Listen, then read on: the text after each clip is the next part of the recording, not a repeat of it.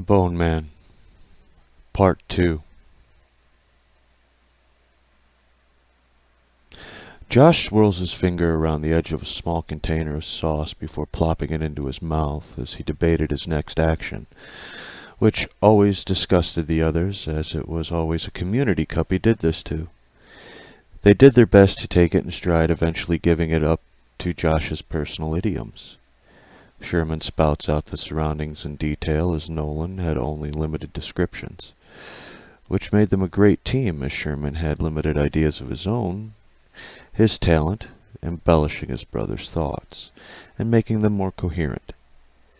He had planned the game for weeks, coming up with the story and their first original creation, an enemy for ages.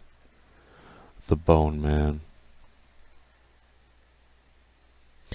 The brothers sat down in a polite argument as to how their monster psychopath would come to be. So, this guy isn't real, but he can be made flesh at night?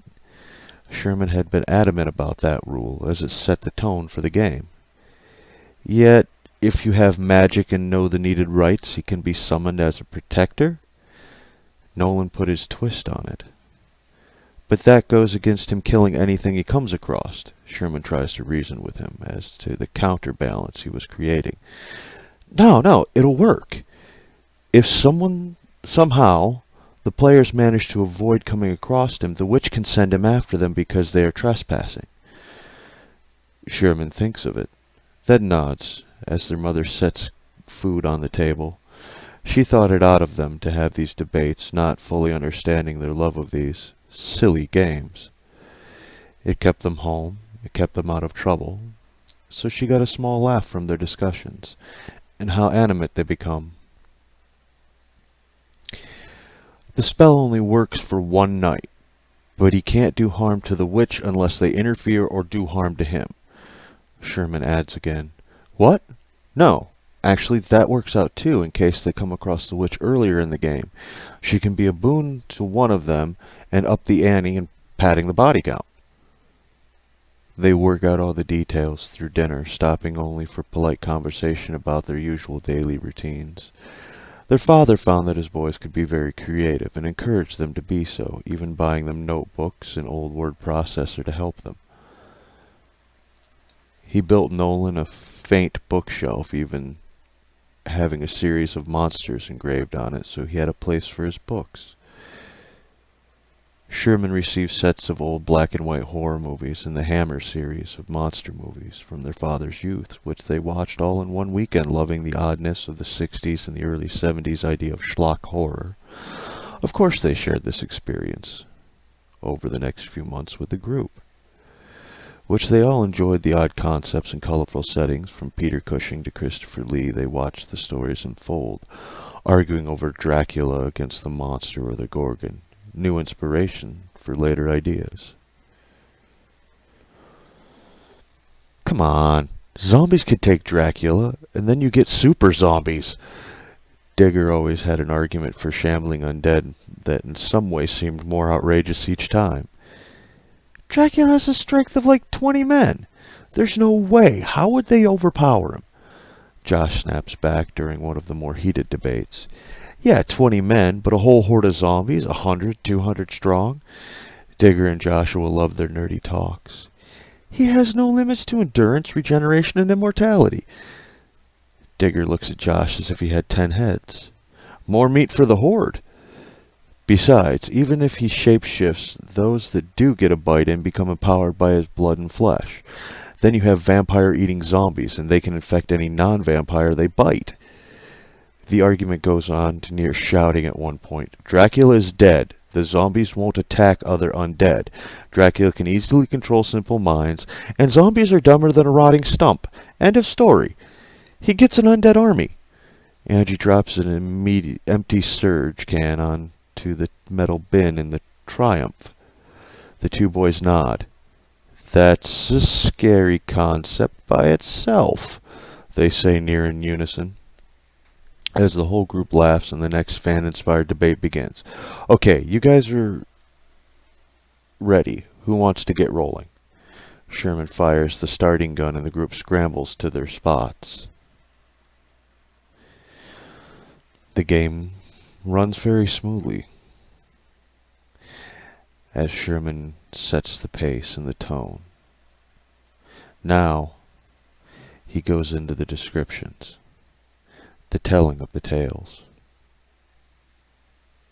The sun has lost all grip on the forest except for the cut path of old dirt road still lit by the golden-orange sunset. Shadows reach out in stripes across the leaf-covered path, and the air is chilling rapidly. You can all feel it as it tickles your lungs through the heavy breathing of exhaustion. You've reached the edge of the road.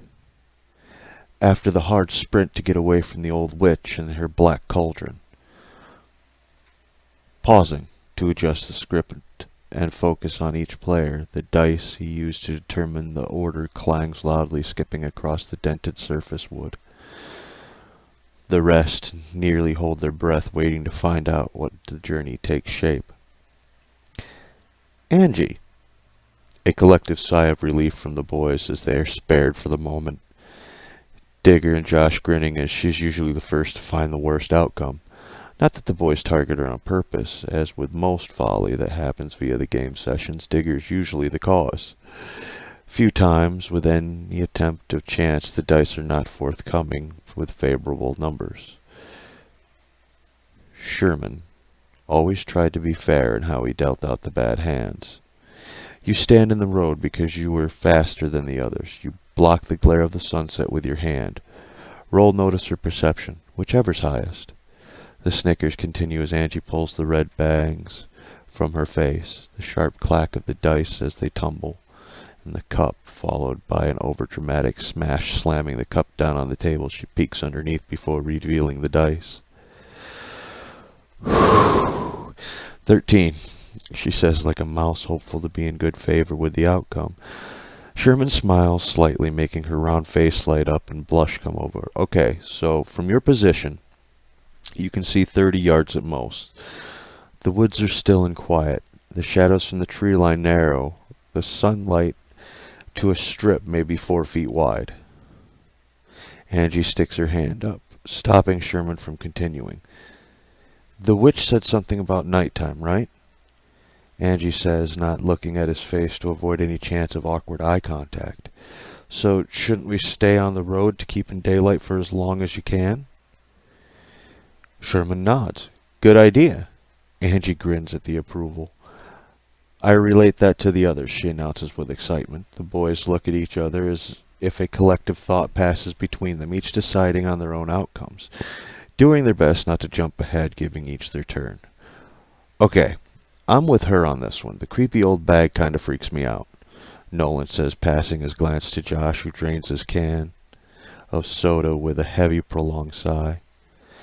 Saito nods, but draws his machete that he grabbed before leaving the campsite. The boys roll their eyes, as Joshua always seems to find his character a weapon, and is always an Asian man of some kind trying to validate a mysteriously and unnecessary background. So, I agree, but we should really check the trail map to see where we are. I have a compass, too. Digger's the next to speak up and flips his sheet to double-check his equipment. So we are 3 miles from the campsite. Sherman looks at him and then to his notes. Can you read the map? He asks while Digger flips his page back, always trying to be the powerhouse with a brain that never sets up that way. His characters are always the biggest, strongest member, while he is half a foot shorter than any boy of his age. Should be stout and round, with a mop of scraggly brown hair over thick oval-rimmed glasses. A far departure from reality. His character is often obnoxiously strong, as well as dim-witted, yet played to be a thinker. Tall and mean. Yeah? He says, more of a question. Are you a cartographer? Nolan snaps, tossing his hands in the air.